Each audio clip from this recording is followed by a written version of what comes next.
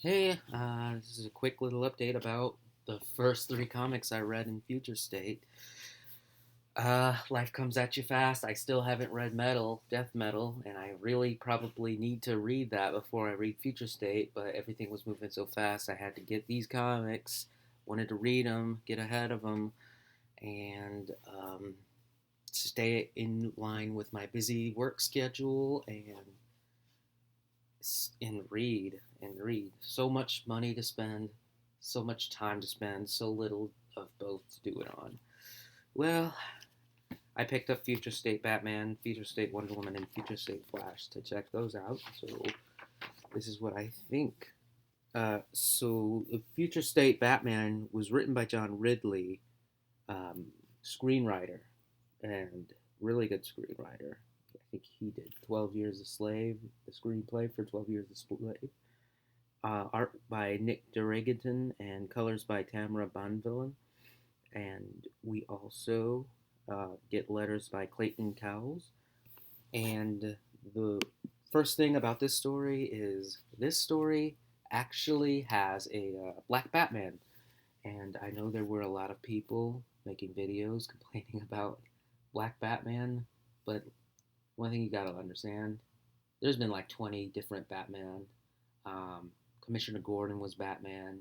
Terry McGinnis from Batman Beyond. Nightwing. Tim Drake was Batman. Uh, shoot, Bane was Batman at one point. Jean Paul Valley was also Batman.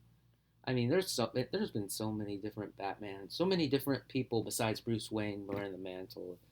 And the first person to be black while doing it is getting all those YouTube reactionary replies. Not. Oh gosh. Well, yeah, he's Black Batman, but yeah, you could hardly tell. He's pretty well hidden. I mean, his black skin kind of blends in with the bat costume.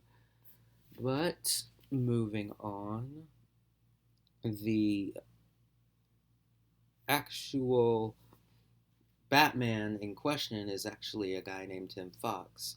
He is the son of Wayne Tech engineer and person who runs Wayne Tech pretty much, Wayne Enterprises, Lucius Fox's Lucius Fox's son, Tim Fox. He first appeared in the comics way back in the 70s. Since then, he's kind of disappeared and kind of a random person to bring back as Batman, no less.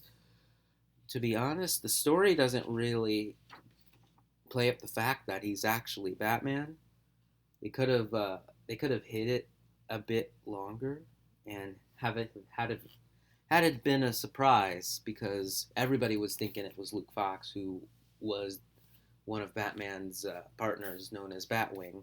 So everybody assumed that that was Black Batman. He's affiliated with Lucius Fox, and yeah, would have made. I know it's not DC's fault. They kind of got leaked, but yeah, the Fox family here. We don't know where Lucius is. The Fox's mom. Um, she is trying to carry water for these peacekeepers, and from what I've read of Future State so far, these peacekeepers are not good, and she is trying to make them uh, make sure their case can stand up to the ACLU, which yeah, yeah. So she's off the deep end. Whatever happened to the Fox family, it kind of tore them apart. We also see Tiffany, or no, Tam Fox.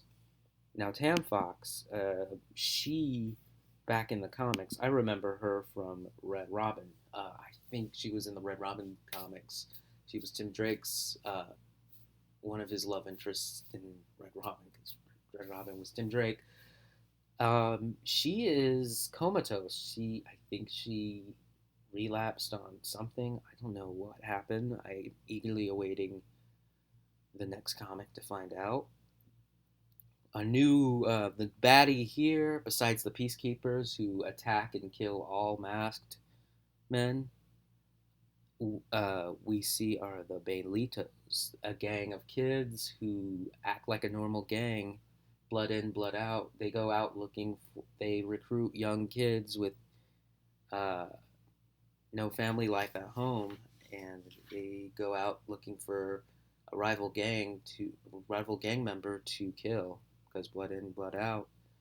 The masks here, we actually see the Batman here removing some of the masks, even from the most despicable of criminals, because he doesn't want them to die, because apparently they will die by the peacekeepers if they are caught with a mask.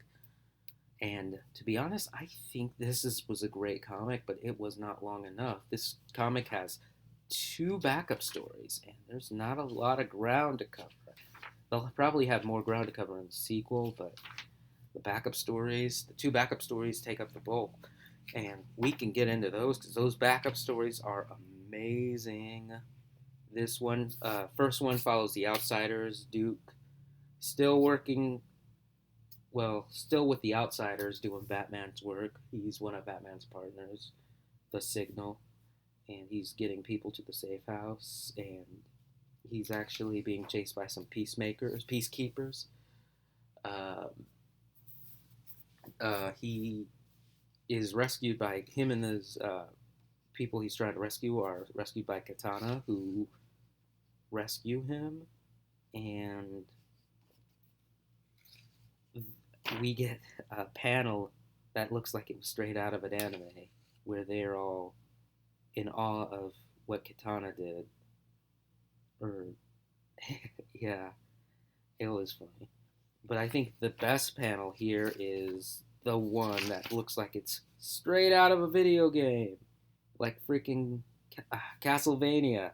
We see we see like a 5-story building that's 5 different columns of pages, or one 2 page spread of a 5-story building of Katana hacking and slashing her way through, running down the stairs, running to the other side of the stairs. Oh man, it's so good.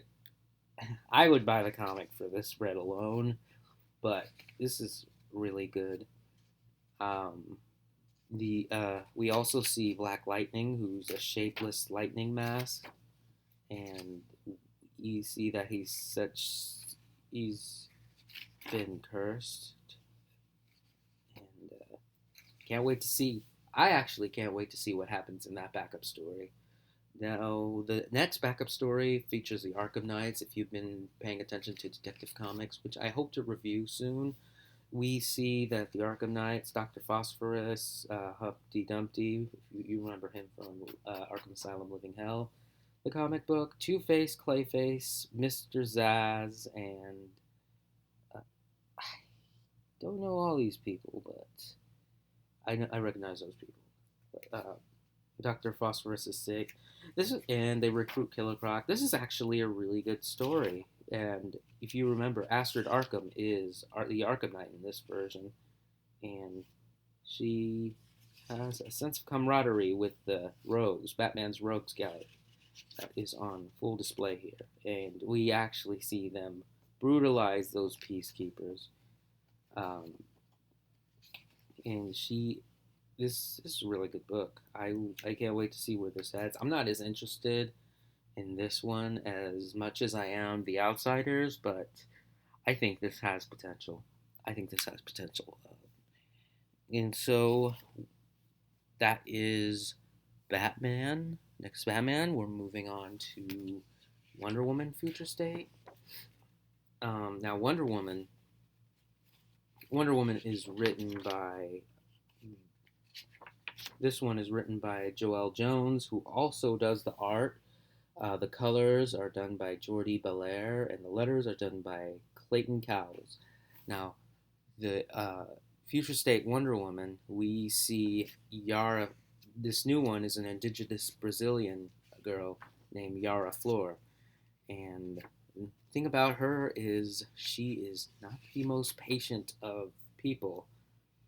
And she is actually she has a horse that they don't get along that well, and she's not patient. I can tell you that. God, this is the first Wonder Woman book I've read in a long time, so I'm not familiar, but forest imp known as Capora.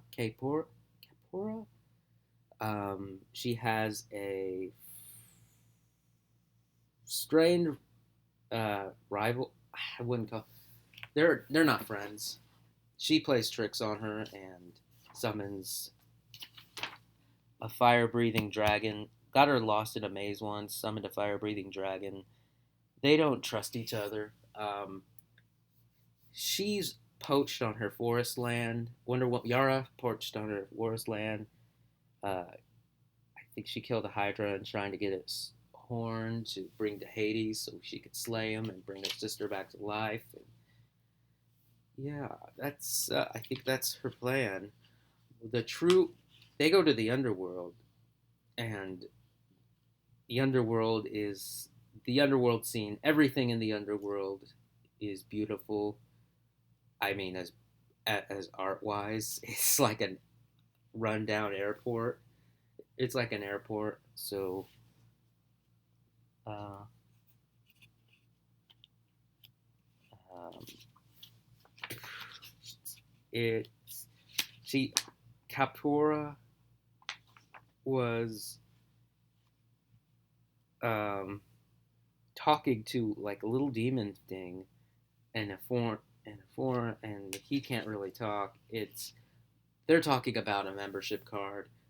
I think it's hilarious, and that is that's I'm really intrigued by this comic. I can't wait to see what pretty much what we learn. The best part of this comic is in the other underworld, which is where the most of it. This comic doesn't have any backup pages, which backup stories, and that's good because we get more of the Wonder Woman, War of Yara, and as much as I like the backup stories, it takes. I feel like more pages are dedicated to them than the actual story, or that the actual story. More pages need to be dedicated to the actual story. Now, Future State Flash, on the other hand, yo. So I don't know what happened in Metal to bring this, but we open with Bart. The Flash team lost their speed. Impulse. They're using their weapons like the Rainbow Rider, Captain Cold, Weather Wizards, all their weapons. Bart Impulse gets killed at the beginning. Wallace, the younger Kid Flash, is dead already. Their morale is broken. Wally, for some reason, is evil again. I don't know why they're obsessed with evil Wally. I think this was a thing in Heroes in Crisis. I didn't read that book. I gotta read it, but then again, I heard it was not worth the read. But also, Jay Garrick dies in this issue, and we leave the book with Barry losing hope. It's a pretty bummer. I really like Wallace, and he is dead here. And Wally was the Flash when I was watching Justice League the animated show, and he is evil. I'd like to see him be the hero he was in Justice League, but I do like Barry Allen. He is my Flash, even though I grew up with Wally West. But I don't know. I'm gonna check all three of these books out again. They did not let me down. Um, I was very pleased with these books, and I can't wait to read the whole lot of the second week that I got. And yeah, all right. I'll check you guys out later. By the way, I forgot to tell you that Brandon Vietti is the writer of Flash Future State with Dale Eaglesham as the artist. Mike Atia is colors, and Steve Wands is on lettering. I forgot to give credit. Sorry, sorry.